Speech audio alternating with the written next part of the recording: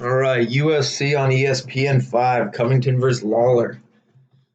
This is an interesting fight card. A lot of newcomers to the UFC, a lot of unpopular fighters on this card, but that's to be expected after a big main event like UFC 240. First fight is Miranda Granger versus Hannah Goldie. Hannah Goldie just fought on the Contender Series 40 days ago, and now she's fighting again. She's making her UFC debut versus Miranda Granger, who's a savage in her own right. She's sitting at she's not on DraftKings yet, but she's sitting at 2.67 right now. What I'm looking at, a lot of people picking Goldie for this. Well, Granger's a savage, and she's long. She reminds me of Holly Holm a little bit. She's got all finishes in all, I believe, 6 of her fights. While Goldie's more of a decision chick. But I got Granger here. I think she's got a good clinch game. She's got good knees, and she's good off her back, too. She's definitely got the reach on Goldie. But I'm going to take Granger in this. Next up, Mickey Gall versus Salem Tohiri. Mickey Gall just got his ass whooped by Diego Sanchez, who Michael Chiesa pretty much has played with. So Salim Tohiri's a Polak. His only loss in the UFC is to a split decision with the dude who gave Colby Covington his only UFC loss. He choked him out. So that's his only loss in the UFC, is to the guy who choked out Colby Covington. So I'm going to go with Salem on this. He's got good grappling. I think he can control Mickey Gall. Hope he doesn't try to strike with him, but I think Salim's got this. Next up is Barella versus Murphy. Barella's the first women's Italian MMA fighter. I think I got Murphy on this. Murphy's at a plus 130 right now. She did lose her last fight to Sajara Eubanks, but I think Murphy's got the experience over her. She's got the toughness. She's got the grit. I think she's going to take Barella where she wants to fight. She's on the ground. She's going to clinch her up. Barella just doesn't have a big frame like Lauren Murphy does. She's not going to be able to do well in the clinch with her. Lauren's going to take her to deep waters, and she's going to drown, I think. Next up is Stozic versus Kennedy Zekuwu. Zekuwu is on the Contender Series. He lost his first fight in the UFC. But Stozic, man, he's the G. He's a favorite right now, minus 178. But yeah, he's a beast. So I'm gonna go with Stozic on this. Gerald Merkhart versus Trevin Giles. Trevin Giles looked great in his last fight, but he got subbed in like the last couple minutes of the third round, by a UFC vet who trained with James Krause. He was lighting him up on the feet the whole time, and then he just got caught in an unlucky sub. But a lot of people like Gerald Merkhart here as an underdog because of his submission background, but I think Giles is just too fast. I think he's going to learn from that submission loss. He's just going to come back better than ever. So I like Giles here. I'm going to take Giles. Let's see who's up next. Scott Holtzman's heavy favorite over Dong Young Ma. Dong Young Ma, I mean, he got TKO'd in his last fight, but that was to Devontae Smith. Devontae Smith has huge dude, heavy hands. Scott Holtzman's, he's more of a decision guy. He lost a decision to Nick Lentz in his last fight. Like, I don't know. Anyone who loses to Nick Lentz, I start to question a little bit. I'm probably not going to bet on that fight, but Dong Young Ma, he's at a plus 375 here. He's at a plus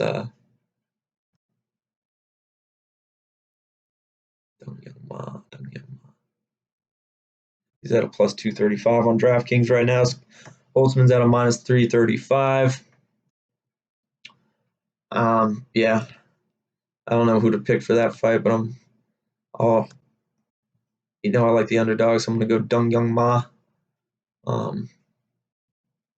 Hopefully we'll get it, but Scott Holtzman's a heavy favorite. Claudio Silva versus Cole Williams. Cole Williams, I mean, he's making his UFC debut. He's really slow and gets hit a lot. I don't think he has anything for Claudio Silva. I mean, Claudio Silva did get dropped by Danny Roberts in his last fight. Danny Roberts is quick. He has good striking.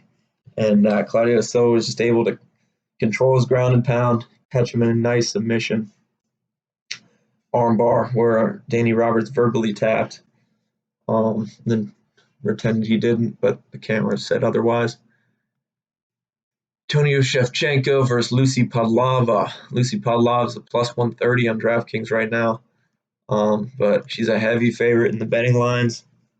A lot of people are taking her over Shevchenko, who lost her last fight to Roxanne Modafferi. Roxanne was a plus 375 underdog in that fight. She beat Antonio Shevchenko via split decision, but she's a lot bigger than Pavlova, different style. I'm going to take Shevchenko on this. Matt Schnell. Matt Schnell was plus 110 last night.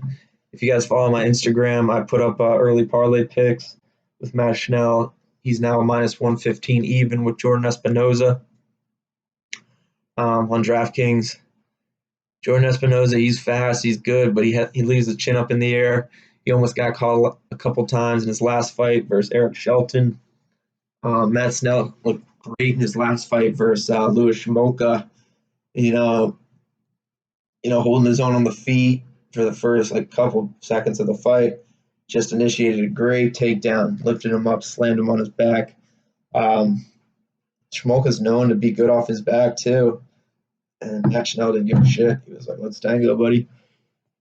So he just took him to the ground, got him in a triangle choke, or a guillotine choke. It was a triangle choke. I think it was or I don't know what it was. I forget. But he got him in a choke, and then Louis Smolka looked in trouble. The ref, lifted up Lewis's arm, and he was like, "No, I'm good." Got out of it, and then Michael Schnell, beautiful transition to I think it was a triangle choke that choked him out. But yeah, he's a beast, man. He's fast. He's got good wrestling. Shit, Matt Schnell. Yeah, I took him in my early parlays.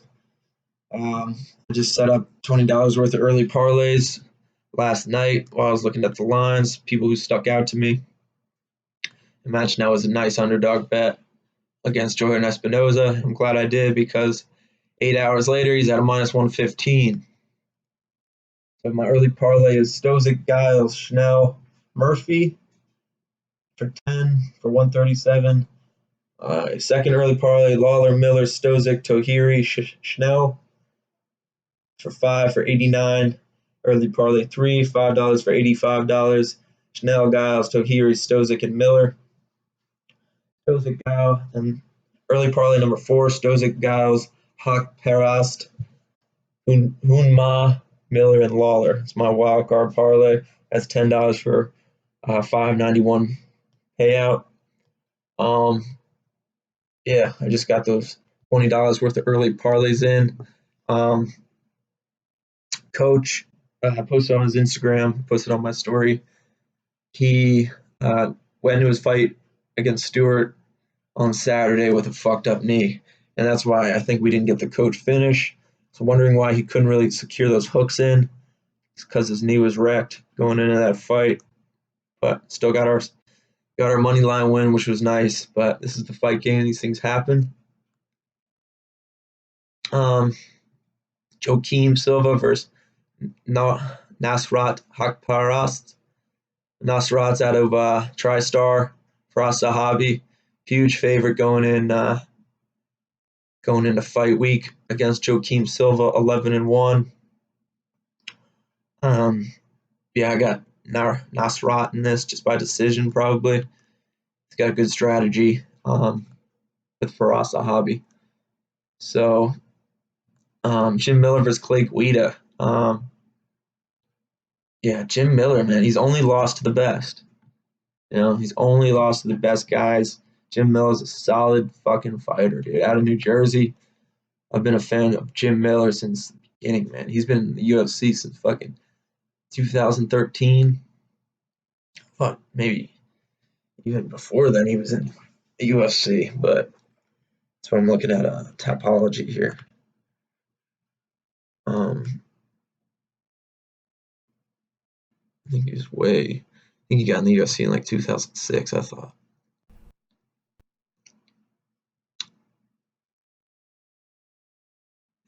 UFC's first fight was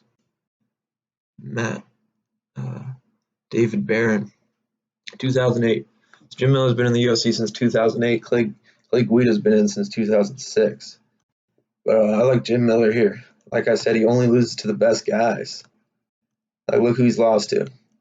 A steroid Gray Maynard, 2009, before USADA. Lost to him. Unanimous decision. Benson Henderson, 2011. Lost to Benson Henderson. Nate Diaz, lost in 2012. Who else here?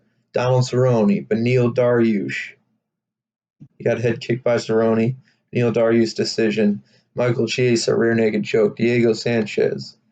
That was back in 2016. Unanimous decision.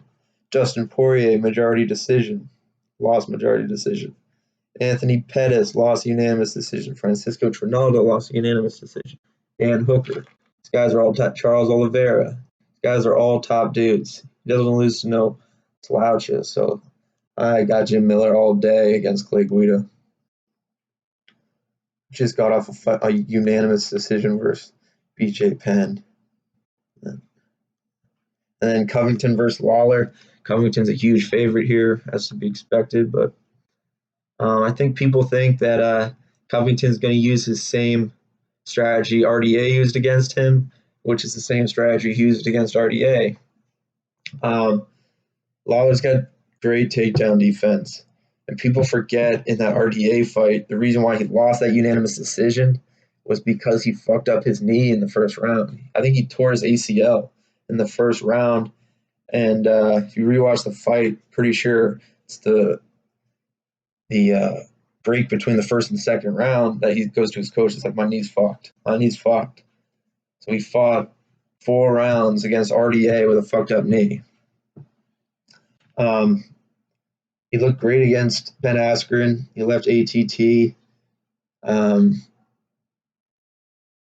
got a new strength and conditioning coach. He's looking better than ever, honestly. And the way he just fucking picked up Askren, slammed him onto the ground, almost finished him. I mean, he was about probably 2 unanswered punches away from getting that win. And then obviously got choked out. Controversial stuff. But I got Lawler here.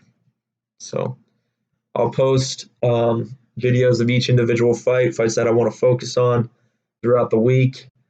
I know we didn't hit our parlays last week, but these early parlays look promising. I'm going to post some parlays that are a little less, a little more likely to happen this week, just to get our bankroll back going. Follow me on Instagram at UFC line low risk line high reward. Thanks, guys.